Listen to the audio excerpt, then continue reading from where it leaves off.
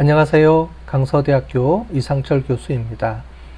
이번 시간에는 우리 로지스틱 리그레션, 즉 분류 모형에 대해서 우리 설명을 드리고 우리 실습을 해보도록 하겠습니다.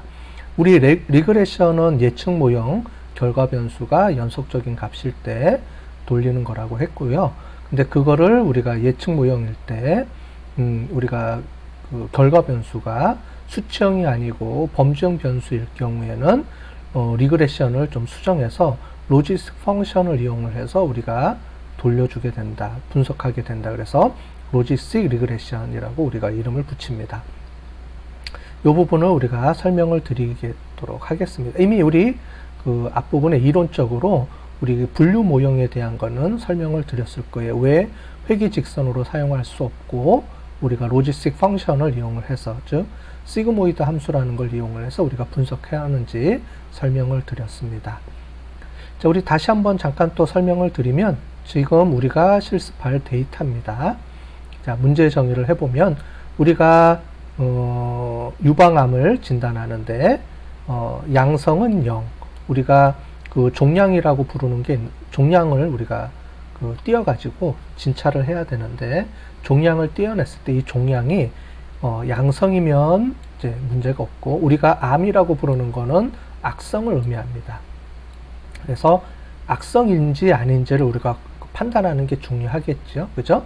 이 악성일 경우에가 우리가 암이라고 우리가 얘기를 하는 거니까요. 자, 그랬을 때 이 양성과 악성을 우리가 진단하는 데 있어서 우리가 띄어낸 종양의 반지름이라든가 이런 거를 우리가 쭉 보고 이걸 이용해서 우리가 양성과 악성을 우리가 판별해내는 분석을 하는 겁니다. 그래서 이만큼이 우리가 분석을 하게 되겠죠. 자, 실제 데이터들입니다. 실제 데이터들이고 전부 다 연속 변수로 우리가 쓰게 되고요. 제일 앞부분에 있는 게 이게 우리가 최종 그 타겟 변수가 되겠습니다. 총 데이터는 569개가 되겠네요. 이거를 이용해서 우리가 테스트용 데이터를 우리가 분류해서 실제로 분석을 해보도록 하겠습니다. 자, 우리 몇 개만 띄어가지고 우리가 간단하게 우리가 어떻게 진행되는지 한번 살펴보도록 하겠습니다. 자, 우리가 데이터들이 이렇게 나눠져 있죠. 그죠? 그래서 1, 악성인 경우에, 양성인 경우엔 0, 이렇게 우리가 찍어 볼 수가 있습니다. 우리가 이미 이론 시간에 설명을 했는데 이렇게 해서 회귀직선을 우리가 구하게 되면 여러 가지 문제가 있다 그랬죠. 그래서 이거를 우리가 변환을 시켜줍니다. 그래서 요 값들을 우리가 식을 넣어서, 그죠? 요 확률값을 집어넣어서 우리가 구한 요 식을 여기다가 집어넣으면 요 식이 우리가 로지스틱 함수라고 합니다. 시그모이드 함수라고 하는데 여기다 집어넣게 되면 요 예측 확률값이 이렇게 나옵니다. 그래서 크기가 640일 때 0.0005라는 확률값이 나왔기 때문에 얘는 0에 가깝죠. 그래서 예측값을 0으로 우리가 예측해 주는데 실제 0이었죠. 자, 그래서 요거는 우리가 제대로 잘 맞춘다 이렇게 볼 수가 있고요. 쭉 보시면 요 부분이 이제 에러가 난 값들입니다. 그죠? 요렇게 해서 잘라서 우리가 봤을 경우에 이 부분하고 이 부분이 이제 우리가 오류가 발생하게 되는 거죠. 이렇게 보시면 요 0.5 기준값으로 우리가 커트라인을 설정했더니 여기서 부분은 양성은 요게 에러 값이 나오고요. 여기가 O 분류 값이 두 개가 나오는 겁니다. 그죠? 이렇게 해서 요렇게 확률값이 설정이 되는데 요거에 대한 요 데이터의 확률값이고요. 요 데이터에 대한 확률값입니다. 0.05보다 크니까 이 두 개는 1로 우리가 판단이 되고 요거는 작으니까 우리가 0으로 판단이 되는 그런 식 모형입니다. 그래서 결국은 우리가 모델을 설정할 때 이 예측 확률을 구하고요. 이 예측 확률이 우리가 실제 값하고 맞는지 틀리는지 우리가 확인을 하게 되는 거죠. 자, 이렇게 변수가 하나일 때 나오는데 변수가 우리 크기하고 질감이라는 두 개의 변수를 가지고 우리가 한번 확인을 해 보겠습니다. 여기 보시면 파란색이 우리가 타겟 변수에 대한 0값, 빨간색이 1의 값 해서 이렇게 나오는 겁니다. 우리가 앞에는 이제 크기 하나만 가지고 우리가 판별을 했는데 지금은 이제 변수를 두 개를 갖고 쓰는 겁니다. 크기와 질감이라는 변수 두 개를 우리가 활용을 하는 거예요. 그럴 때 우리가 어떻게 한다 그랬냐면 요거를 구분하는 구분선을 하나 우리가 구해주게 되는 거죠. 그래서 이런 직선을 구해주게 됩니다. 자, 그러면 이런 직선을 구하게 되면 이 식을 우리가 판별 분석, 로지스틱 함수에다가 집어넣어야 되겠죠. 예, 그래서 이렇게 집어넣게 되면 요 값이 이렇게 나오죠. 그죠? 우리가 지금 x 값이 두 개죠. 크기하고 우리 질병하고, 그죠? 크기하고 우리가 질감하고 두 개가 있으니까 요 값이 두 개가 나옵니다. 그래서 요 값을 예측해 주게 되면 결국은 우리가 확률 값은 결국 하나가 또 나오게 되는 거죠. 그죠? 그래서 요 확률 값을 집어넣게 되고요. 요 확률 값을 가지고 우리가 예측을 해주게 되면 총 3개가 우리가 에러가 난 걸로 우리가 알려지네요. 그죠? 똑같이 우리가 확인해 볼 수가 있습니다. 자, 그랬을 때 이렇게 값을 확인하면 우리는 z값, 우리가 이 함수 값이 구해지고 요거에 의해서 나온 요 함수 값을 이용해서 결국은 p-밸류, 그러니까 p 확률 값을 예측해 주게 되는 이런 모형을 만들어 주게 되는 겁니다. 자, 이걸 가지고 우리가 한번 어떻게 기계학습적 방법으로 해서 분석하는지 한번 해볼게요. 자, 지금 보시는 것처럼 우리가 이렇게 떨어지는 걸 볼 수 있죠? 그죠? 이렇게 해서 떨어져서 우리가 볼 수 있습니다. 그레디언트 룰을 우리가 적용을 하게 되면 임의의 값을 설정해주고 해주게 되면 전체적으로 이렇게 떨어져서 이 값을 결국은 우리가 찾아낼 수 있다. 이렇게 우리가 확인할 수 있습니다. 자, 분류 모형에 대해서 설명을 드렸는데 기본적인 이론은 설명을 드렸고요. 이걸 하기 위해서 분석할 때 몇 가지 우리가 설정해 줘야 되는 게 있습니다. 기본적으로 예측 모형에서는 다 설명을 해드렸고 우리가 분류 모형에서 좀 고려해야 될 부분이 하나 있습니다. 뭐가 있냐면 첫 번째가 불균형 데이터를 처리해 주는 겁니다. 우리가 실제로 양성하고 악성하고 또는 우리가 어떤 결과값을 볼 때 정상인 그룹과 도산 그룹 이런 것들을 우리가 검증해 보면은 우리가 실제로 정상인 그룹이 뭐 거의 한 80%, 90% 이렇게 되고요. 그 다음에 불량인 그룹, 도산한 그룹은 뭐 10% 요 정도뿐이 안 됩니다. 우리가 찾고자 하는 게 거의 데이터가 전체적으로 보면 퍼센테이지가 낮은 거죠.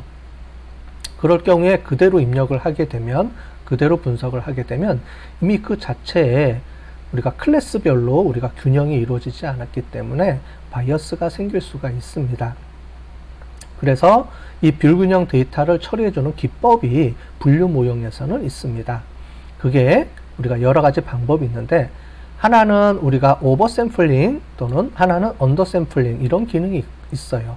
뭐냐면은 언더샘플링은 축소해 주는 거죠. 당연히 더 많은 데이터를 우리가 축소해서 똑같은 비율로 맞춰주는 거고요. 오버샘플링은 작은 거를 이렇게 크게 더 늘려서 확대해 주는 이런 기능이 있습니다.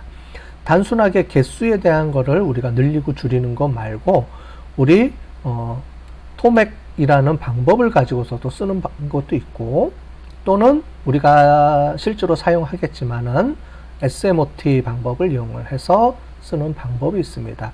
요게 우리가 가장 많이 사용하는 방법들이기 때문에 요걸 가지고 우리가 실제로 실습을 해보도록 하겠습니다. 요 가까이에 있는 변수들의 값을 해서 임의의 값을 생성해내는 겁니다. 그죠? 복제해서 쓰는 게 아니고 임의의 값을 생성해서 우리가 비슷한 그룹으로 만들어서 처리해주는 방법을 쓰게 되고요. 요게 우리가 기계학습이라든가 이런 분석에서 가장 많이 쓰는 방법이기 때문에 실습할 때도 이걸 사용해 보도록 하겠습니다. 불균형 데이터를 처리해 줬더니 원 데이터하고 이렇게 처리해 주면 이렇게 모양하고 결과값들이 바뀌는 걸 볼 수 있죠. 이런 식으로 바뀌는 걸 볼 수가 있습니다. 자, R에서도 이미 우리가 뭐 해봤지만 R에서는 레시피에서 스텝 스무엇이라는 걸 이용해서 이렇게 샘플링 값을 처리해 줍니다. 75% 비율까지 증가시켜 줘라. 이렇게 해주는 방법이고요. 파이썬에서도 보시면 파이프라인 안에 우리 프리프로세스 다음에 이렇게 스무엇이라고 해서 요 안에다가 삽입을 해주면은 우리가 저 데이터 불균형을 처리해 줍니다. 그래서 전처리 작업을 해주고 전처리 작업한 이후에 이렇게 데이터 불균형 처리해주고 모델 분석해주는 이런 작업을 거치게 됩니다. 자, 여기서 분류 모형에서 하나 고려해야 될 게 이 불균형 데이터 처리이기 때문에 설명을 드렸습니다. 또 하나 이제 불균형 분류 모형에서 필요한 게 성능 평가죠. 예측 모형에서는 MSE라든가 R 스퀘어 값을 가지고 우리가 성능 평가를 한다라고 얘기를 했습니다. 근데 분류 모형에서는 우리가 정확도 값이 우리가 결과 값을 알고 있죠. 그래서 양성인지 그 다음에 악성인지 이미 알고 있기 때문에 그 타겟 변수가 정해져 있습니다. 그래서 그거를 우리가 평가하는 방법이 좀 다른데요. 설명을 드리면 우리 컴퓨전 매트릭스라 그래서 정오 행렬표라고 우리가 부릅니다. 컴퓨전 매트릭스. 여러 가지 방법들이 있는데 정확도, 그 다음에 오류율, 요거를 우리가 가장 많이 사용을 하고요. 이용을 하고, 그 다음에 TPR, FPR, 요것도 우리가 많이 사용을 합니다. 그 다음에 민감도, 특이도, 요걸 많이 사용을 하는데, 요 값은 실제로 값을 쓰는 것보다는 ROC, AUC 값으로 우리가 변환시켜서 많이 쓰죠. 그 다음에 재현율, 민감도 이렇게 나오는데 실제로 보면 우리 TPR하고 민감도하고 재현율은 다 같은 값입니다. 똑같은 말인데 말이 좀 틀리죠. 그래서 이거는 뭐냐면 상대적인 개념으로 쓰기 위해서 TPR, FPR, 민감도에 대한 상대 개념으로 특이도, 재현율에 대한 상대 개념으로 정밀도 이렇게 분류를 하는데 실제로 TPR과 민감도, 재현율은 같은 값이다. 이렇게 보시면 될 것 같습니다. 자, 우리 했는데 이미 R 프로그래밍 또는 데이터 마이닝 시간에 수업을 들은 학생들은 이미 배웠겠지만 다시 한번 설명을 좀 드려보도록 할게요. 우리 정확도하고 오분류율인데 정확도는 accuracy라고 우리가 하게 되고, 그죠? 그래서 정확도는 이게 실제로 우리가 예측 값입니다. 이게 실제 값이고 요거는 우리 모형을 통해서 구한 예측 값입니다. 자, 실제로 예측한 게 총 15개 데이터인데 실제로 예측한 게 5개, 그 다음에 여기서 예측한 게 5개. 그래서 15개 중에 10개를 맞췄죠. 1을 1로 0을 0으로 잘 맞췄기 때문에 정확도는 66.7%가 되고, 틀린 거는 반대이기 때문에 여기서 요거를 빼주면 되겠지. 아니면 요 값하고 요 값을 다시 또 계산해 줘도 되고요. 그죠? 그래서 이거를 정확도, 즉 클래스들을 맞춘 거의 개수를 전체 비율로 나타내 준 게 정확도입니다. 그거 이외에도 또 많이 쓰는 게 TPR, FPR을 또 많이 써요. 나중에 뒤에 ROC, AUC 커브라는 거를 우리가 사용할 텐데 그때 TPR, FPR을 많이 사용을 하고요. 그래서 TPR은 뭐냐면 실제 클래스 중에 잘 맞춘 거를 얘기합니다. 이겁니다. 실제 클래스가 총 8개인데 5개를 잘 맞췄습니다. 그죠? 그래서 이거를 TPR이라고 하고요. FPR은 반대로 이 중에서 못 맞춘 거를 계산합니다. 그래서 7개 중에 2개를 못 맞춘 거를 얘기를 합니다. 잘 맞춘 게 아니고 못 맞춘 겁니다. 그래서 FPR이라고 얘기를 해주고요. 자, 민감도는 실제 클래스 중에 잘 맞춘 거, 우리가 앞에서 봤던 TPR과 같은 개념입니다. 실제 잘 맞춘 거 똑같죠, 앞에 값이. 근데 특이도는 FPR의 반대입니다. 그래서 특이도는 그러니까 반대쪽에서 잘 맞춘 거를 얘기를 합니다. 그러니까 특이도하고 FPR은 서로 상반된 개념이다. 이렇게 이해를 하시면 될 것 같습니다. 그죠? 그 중에 또 많이 쓰는 것 중에 재현율과 정밀도인데요. 재현율은 실제 클래스 중에 잘 맞춘 거, 이 파트를 얘기하고요. 실제 8개 중에 얼마나 얘가 잘 맞췄느냐, 이거를 보는 개념이고, 그래서 앞에 봤던 민감도하고 TPR하고 같은 개념입니다. 근데 정밀도는 또 다른 목적으로 하는데, 정밀도는 예측 모델이 얼마나 잘 맞췄느냐, 이거를 우리가 보게 되는 거예요. 우리가 지금까지는 실제 모델을 가지고 실제 모델의 1:1, 또 반대 개념은 0:0 이런 거를 우리가 TPR, 민감도 이런 거는 우리가 앞에 봤던 건데, 정밀도는 반대로 예측 모델의 정확도와 실제 모델의 정확도를 우리가 구분해서 보는 게 재현율과 정밀도의 개념입니다. 이것도 우리가 많이 씁니다. 자, F1의 개념은 재현율과 정밀도를 따로 보는 게 아니고 요거를 같이 봤으면 좋겠다. 이렇게 해서 나오는 게 요런 우리가 값을 이용해서 F1의 값을 우리가 추출해낼 수가 있습니다. 재현율과 정밀도의 개념을 같이 보자. 그러면 당연히 우리가 앞에서 봤던 것처럼 민감도와 특이도의 개념 또는 FPR과 TPR의 개념을 같이 보면 또 좋겠죠. 그렇게 해서 같이 보는 개념이 바로 ROC라는 개념입니다. ROC 커브라는 건데, ROC 커브는 왼쪽에 Y축을 민감도로 놓고 보고, 그러니까 실제 값 중에 잘 맞춘 거, 밑에는 특이도 또는 FPR로 보는 겁니다. FPR 또는 1-특이도 이렇게 보는 거죠. 그래서 못 맞춘 거를 우리가 반대 개념을 잘 못 맞춘 거 이렇게 되는 겁니다. 못 맞춘 게 적어야 되니까 이쪽으로 가야 되고, 얘는 잘 맞춘 걸 잘 맞춰야 되니까 올라가야 되겠죠. 그래서 실제로 보면 이렇게 곡선의 커브가 만들어집니다. 그래서 이쪽으로 갈수록 좋겠죠. 그죠? 그래서 민감도와 또는 TPR 또는 FPR과 1-특이도의 값의 관계를 가지고 요게 잘 맞춰주면 여기에 이렇게 형성이 되게 됩니다. 그래서 이런 식의 모양이 형성이 돼요. 그럼 1에 가까울 경우에 요만큼이 우리가 틀린 값입니다. 그죠? 그리고 이만큼이 잘 맞춘 게 되겠죠. 그죠? 그래서 이거를 우리가 ALCU라고 하고, ALCU는 이 ROC 커브의 밑에 언더 커브의 빨간색을 우리가 나타내 주는 거기 때문에 AUC라고 표현을 합니다. 그래서 실제로 우리가 모델에서는 어큐러시 또는 ROC 값, ALCU 값을 주로 두 가지를 많이 쓰는데, 보통은 우리가 ROC, AUC 값을 많이 씁니다. 왜냐하면 이 두 가지를 동시에 고려해서 쓰기 때문에 어큐러시보다는 ROC, AUC 값을 더 많이 사용한다. 이렇게 이해를 하시면 될 것 같아요. 또 그 다음에 리프트 차트라는 개념이 또 있습니다. 리프트 차트와 또는 개인 차트가 있는데, 리프트 차트를 우리가 누적해서, 누적이라는 거는 계속 모은 게 개인 차트입니다. 그래서 리프트 차트와 개인 차트는 서로 같은 개념입니다. 먼저 리프트 차트를 보면은, 리프트 차트는 이 모형이 얼마나 잘 예측력이 좋으냐 이런 걸 보는데, 규칙을 모르고 우리가 임의를 선택했을 경우에를 우리가 1로 봅니다. 상대적인 비율. 그래서 요 값이 1입니다. 그리고 규칙을 적용했더니 그렇지 않은 거에 비해서 몇 배 정도 높냐 그러면은 이 7배, 이만큼이 높게 나오죠. 상대적으로.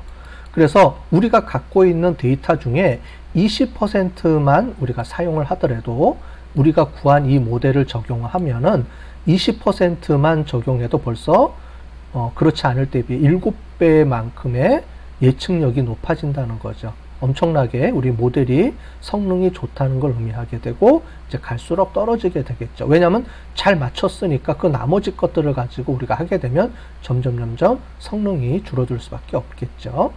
네. 예측력이 줄어들 수밖에 없겠죠. 이걸 누적해서 보면 이렇게 나옵니다. 이 앞에 것들을 누적해서 이 앞부분을 누적하면 결국은 이 모양이 나오는데, 우리 전체 데이터의 20%를 활용하면 실제로 95%를 거의 응답률을 우리가 구하게 된다라는 얘기입니다. 상대적으로 아주 높게 되는 거죠.